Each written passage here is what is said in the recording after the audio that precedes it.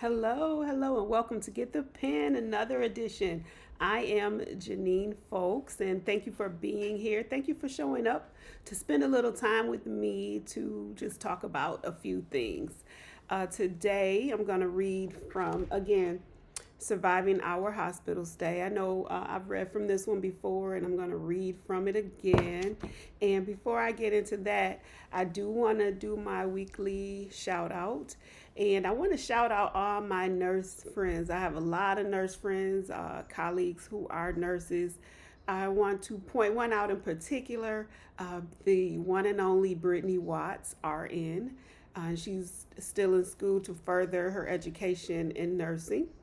And she is a writer, so I commend her. I know she's so busy with work and school and working 12-hour shifts that she is struggling to carve in the time to write, but I know she's going to do it, and I know she's going to finish her book. She has a remarkable mind. So remember that name, Brittany Watts. And when her book comes out at some point, and it will, you'll remember that I mentioned her name, Brittany Watts, a fiction writer and nurse extraordinaire, hospice nurse. So I want to talk about taking care of yourself before I get into surviving our hospital stay so that maybe you can avoid a hospital stay. But if it's necessary, I want you to catch things early so that they can be treated and so the outcome could be favorable. Just want to remind you to be mindful, pay attention to yourself, pay attention to your body, listen to your body. Our bodies are so fearfully and wonderfully made. They try to help us because we have to live in these things while we're here. We are spiritual beings having a physical human experience, and we need these human bodies to work properly in order for us to dwell in this space. Otherwise, without this body, we can't do the things that we need to do while we are here on assignment, learning through this earth human experience. So, listen to your body. The signals are always coming. If something doesn't feel right, pay attention to it. We may have to do some tweaking with our diet, tweaking with our physical activity, and tweaking with our emotions, because a lot of ailments and things we start feeling physically start with our thoughts and our feelings and our emotions. So we do have to be mindful to keep our thoughts and feelings in check and not let the stress get out of control, not let the emotions get out of control, the anger, the frustration, the disappointment, the heartache, the heartbreak, because all of those things do happen to us, but we have to manage it so that it doesn't become detrimental to our health. So we can do that by just managing our thoughts. And I believe that's why that scripture says, take every thought into captivity. Like, you got to put these thoughts in check because they can run away with you and take you somewhere that you don't need to be. It'll take you down the rabbit hole if you let it. So you do have to manage your thoughts, control them, temper them, be aware of them, because sometimes we're not even realizing how our thoughts are just going so wild for really no founded reason. Sometimes we'll overthink and create things that aren't even there. So I would say just sometimes to peace, be still, and know. Sometimes don't do anything, just listen for that direction or that unction before you make a move, before you go off, before you let somebody have it. Just wait. Wait. I know I have done that before where I've reacted out of emotion. And once you put that out there, you can't take it back. And sometimes it can do irreparable damage and it can ruin relationships, because once you hurt somebody with your words, no matter how sorry you say you are or how sorry you cannot take back what you said. And you cannot always repair the damage. Sometimes you can, and we can go on like nothing ever happened, but there are those times that it cannot be fixed. So you don't want to run that risk. So that's why we just need to slow down sometimes and manage our emotions, process them. And sometimes you can do that by writing it out. And just because you write it out doesn't mean you need to share it. It just might be a release that you need to do to get this out of your system, to get these thoughts into the universe, but not necessarily into that other person's ear or eyes. Like, you don't have to share every feeling that you have, and you don't have to put it on social media. Please don't. That's just not a good practice, airing out on social media, because like I said, there are some things that once it's out there, you can't take it back. And once it's received, you can't unsend it. And sometimes you cannot undo damage. So I didn't mean to go in that direction, but apparently somebody needed to hear that. And it all boils down to managing our emotions, because sometimes once we do something crazy because we were emotional, afraid, hurt, or whatever, and we reacted wildly, recklessly, and hurt somebody, then we got to live with the thought that what we did, who we hurt, and we just have to live with that. And we can avoid a lot of that by just chilling out and not reacting, not being impulsive. And when we get in those situations where we find ourselves feeling remorseful for some damage we did, now you're going through this mental and emotional torment and stress, and it can take a toll on you physically. It can interrupt your sleep, cause sleep disruptions because you're waking up thinking about it, contemplating and trying to figure out how you can fix it. And you're stressing and making yourself sick. And we just don't need all that. We don't need all that. And even when you do damage out of emotion, you can ask for forgiveness. You may or may not be forgiven, but you do have to forgive yourself so that you can release all of that and all the feelings and emotions and the stress that goes with it. Let it go. And if they want to stay mad at you forever, then let them stay mad at you forever. You can't control that, and you can't try to control that. So you have to just release it. And the universe, God, has a way of fixing things and bringing things in order. So you have to trust that process. When your heart is right, when your intentions are pure, oh my God, He works it out for you. I'm telling you, He will intervene. He will touch hearts, touch minds, and He can fix those situations. And sometimes it's just a matter of the enduring that process that you have to endure, and just endure, ride it out. Ride it out. Sometimes there's no easy way out. Sometimes there's no shortcut. We just got to go through it. We don't have to stay there, but we're going through it. And sometimes it's a slower process than we would prefer, but we don't always have control over that. But just don't give up. Don't let these negative feelings eat you up inside. Don't let them make you sick. Protect yourself. Be mindful of your feelings. Be mindful of your body. When something is aching, get it checked out. Go to the doctor.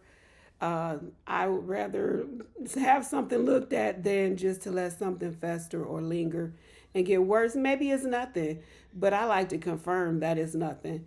So just take care of yourself. Take care of yourself. And when you take care of yourself, you can avoid a hospital stay. But if you find yourself in a situation where you are dealing with the medical community, hospitals, doctors' offices, I picked something here that I wanted to share from surviving our hospital stay. And this is lesson 16. Lesson 16, dealing with healthcare workers. And by me working in hospice, I work in an inpatient unit as well as out in the field, going into homes and to nursing facilities to see patients. So I'm always interacting with patients and families, and most of them are so wonderful and amazing and beautiful. And sometimes even when I am the patient, I want to cooperate with the people who are taking care of me so that I can get the best possible outcomes. And sometimes it gets a little touchy when things happen, and it's all a part of human nature, miscommunication and things like that. But I don't want anything to stand in the way of you receiving the best possible care and the best possible outcome, because I need you to be well. I need you to be healthy. I need you to be at full function in that full capacity, because you have important work to do, and it's hard for you to do what you need to do when you are low on energy or when you are in pain. I need you top performing. I need you feeling great. I need you full of energy so you just could be ready to get out there and handle your business, okay? Now I'm just going to read this to you. And I always, with these, they start out with a verse, a Bible verse. It is better to trust in the Lord than to put confidence in man. It's better to trust the Lord than to put confidence in man. That comes from Psalm 118:8. When a child or loved one is hospitalized, it can be a difficult time. It should not worsen because of difficult situations with healthcare workers. Don't get into it with the healthcare workers. I know they might make you mad sometimes, but there's a way to handle those things. Okay? Try to make the best of a bad situation by working with the people who are trying to help you. As a parent or advocate, you're supposed to speak up for your child or your loved one or yourself. You or your loved one deserves the best possible care, and you should demand it. Just be sure to do things decently and in order. Don't become involved in bitter altercations. Don't be verbally aggressive. Be smart, whatever that may require, with all due respect. I've seen some people get ugly, and if we can avoid that, that's what I'm trying to help you with. Remember this. You wrestle not against flesh and blood, but against principalities, powers, rulers of darkness in high places. Ephesians 6:12, this spiritual warfare. You need divine intervention and the wisdom of God in handling your situation. You can call on it and use it. You can call on it and use it. Use your power, okay? Know your rights in the hospital. Ask for copies of policies. If you ever feel mistreated, report it and demand a resolution. Most hospitals and medical facilities are eager to honor your rights and will do their best to make sure that you are not violated. If you are completely dissatisfied with the treatment, or if you feel that you are dealing with incompetence, you may want to explore your options. Otherwise, do your best to work with the healthcare staff and to do what is best for you or your loved one. When your child or loved one or yourself is helpless in the hospital, it is crucial that you stand up for them or yourself as an advocate. Be aware of what healthcare workers are doing. Be polite, ask questions, speak up, and then ask God to give the hospital staff wisdom and work through them. We depend on God, not the healthcare workers. They are God's instruments, and we ask God to intervene when your situation is more than meets the eye. In AJ's Miracle, there was an incident. You have to read AJ's Miracle where I dealt with some incompetence, and no matter how much I kicked and screamed, I couldn't get a resolution. And this went on for about a week to 10 days, where I was insisting on something and they were dismissive about my concerns. And then finally, God sent an angel. There was a nurse who pinpointed exactly what I was trying to tell them for days. And fortunately, that person stepped in just in time and we were able to get a resolution. So sometimes you do need that divine intervention, because sometimes the more you kick and scream, the crazier they think you are. And we don't need that. So check out AJ's Miracle. Many times when you don't know something, you don't know how to question it, or that you should. God can reveal these things. Healthcare workers are people and they make mistakes. That's why it's important to be prayerful at all times. We need supernatural assistance. God knows what you need, and He knows how to send it to you. Healthcare professionals do not always have all the answers. They are not magicians who can zap your child or your loved one or you back into good health. We often wish they were, but they're not. But the reality is, God is our healer, and we have to trust Him and ask Him to bless those who are caring for us. I would never want my life in the hands of a man or human. I always want God's hand upon me and the person who is treating me. It is better to trust in the Lord than to put confidence in man, again, I say. No matter what kind of medical report you receive, you can remain hopeful. Remember who you are and the God you serve. Stand on His promises in the Word. Look to the hills from whence cometh your help. Your help comes from the Lord. Remember that the one who made heaven and earth is there to help you. Now, for the journal entry, you would write about an instance where God intervened. Explain how you have adjusted to becoming an advocate for your child, your loved one, yourself, and how your trust in the Lord is growing because of your practices of trusting Him and looking to Him to intervene in certain situations. I highly encourage this book. I hope no one ever wants to go in the hospital or have to deal with these kind of things. But if you do, it is nice to have some tools that will help you get through some of those situations. For AJ's Miracle reboot is coming out hopefully by the end of this year. I do have current copies. You can go to getthepen.net and email me about how to get a copy. Getthepen.net. The other titles are on Amazon.com, and there are links to the author page on getthepen.net. So you can go there, and that'll take you to the author page where all the other titles are. But thank you for being with me today. I look forward to our next time together, and I hope that the next video, this won't be the scenery, because I am gearing up to go to Mexico. So I hope that I'll be coming to you live from somewhere in Cancun with some sort of scenery behind me. So I'm excited about that and looking forward to that. And I'm gonna pick out which books I'm gonna take with me, and we'll see what I'm gonna share at that time. So just take care of yourself. I want you to be well. I want you to be healthy. I want you to feel good. I was thinking back on a time, maybe even a year ago, where I was just so low on energy and so I don't want to say immobile, because I was still functioning every day, but I didn't have a lot of energy. Like, even if I dropped something, I had to bend down and pick it up. It was like that was a task for me. But now I can plop down and pop right back up and get it. And I just went through a time where I was just struggling in my body physically, where everything I did was a chore or took so much effort to the point where half the time I just didn't do it because I didn't feel like it.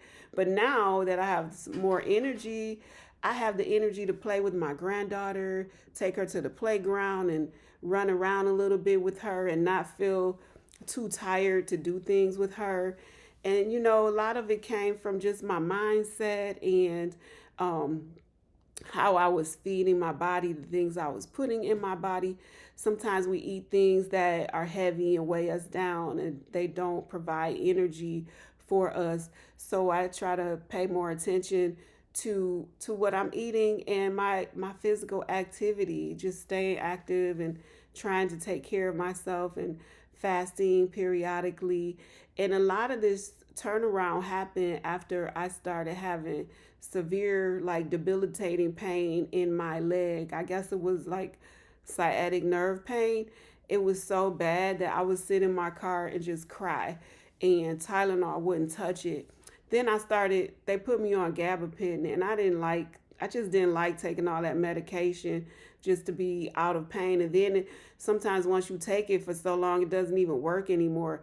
And the gabapentin worked at first, and then It stopped working. And then my coworker said, "Oh, that stuff messes with your brain." And then I'm like, "Oh my God, I don't want to have brain trouble trying to overcome this leg pain. There's got to be another way." So my doctor sent me to physical therapy, and the physical therapy, it was at a gym, and I hadn't been to a gym in a long time. I mean, I roller skate regularly, but my body is so used to roller skating that it doesn't even count it as exercise. It's like, this is just normal activity for you. Roller skating is not extra. So I needed extra. So when I went to the physical therapist, he put me on the elliptical, and I'm thinking, man, I don't know how I'm going to do this elliptical thing. It's been years since I have stepped on an elliptical. I did 10 minutes on the elliptical, and I swear when I got on there, I didn't think I could do it, and I kept going, I kept going. I did that 10 minutes, man, it was on from that point on. Once I saw that I could do it, I felt so proud of myself that I looked forward to the next time I could get on that elliptical. And I still look forward to getting on the elliptical. It is not drudgery to me. I put my AirPods in my ear. I listen to my podcast or some music that I like, and I get in a zone and I meditate and I get on that elliptical, and then I increased it from 10 minutes to 20 minutes, and some days I'll do 30 minutes, but at least 20. And then I'll do some weights. I'll do some other exercises. So that strengthened my body, strengthened my heart, and it helped me in all the other areas of my body and my mind, because now I'm feeling better about myself. I'm not feeling like a lump on a log anymore. I feel more energetic. I feel stronger, and I feel more vibrant. My skin cleared up a little bit. And as we're aging, we just have to take care of ourselves and stay active, challenge ourselves, push ourselves. And it's almost like I'm glad that I started getting that sciatic nerve pain. As hard as it was and as much as it hurt, it pushed me to do something. Because for years I have been saying, I'm going to go to the gym, I'm going to join the gym. And I just didn't do it because there was nothing pressing me to do it. But when I started having that pain and couldn't move, and every day was a struggle, even going to work, getting in the car, in and out of the car was a big struggle for me. I'm like, no, I can't do this. We can't, this is not life. This isn't working. So that led me for help, to seek help, and I sought help in physical therapy, and they put me on the things in the gym, had me doing different exercises. And once I saw that I could do it, I kept doing it and doing more of it. And that's what we have to do. And I hope that you are in a place where you are pushing yourself and challenging yourself to get stronger and better. And I know I talk about that every week, and that's the whole point of this, me doing this, is to push you and encourage you to do more, to push yourself, whether it's you getting the pen and working on your book, or whether it is you taking care of your health or yourself, your mind, your body, your spirit, your overall well-being, and your overall dreams and goals and the things that you want to do in your life. I'm here to advocate for you, push you, encourage you, and remind you that you can do it. And I hope that you'll come back next week, see where I am, see what kind of scenery I have, because I don't even know yet. But hopefully it won't be this, but I will be back here and back home. This is home. And but it will be nice to get away. I'm looking forward to that. I'm thankful for the energy to even be able to look forward to going on a trip, because there was a time where I was so, I don't even, like, kind of lethargic, where I just didn't feel like doing anything, like traveling. Oh, I'm tired. But no, I'm happy and excited, and I am looking forward to it. I have the energy for it, and I hope to have that energy for years to come, because I got a lot more places to see. I got to go to Africa. I got to go to Italy. I have to go to the Mediterranean.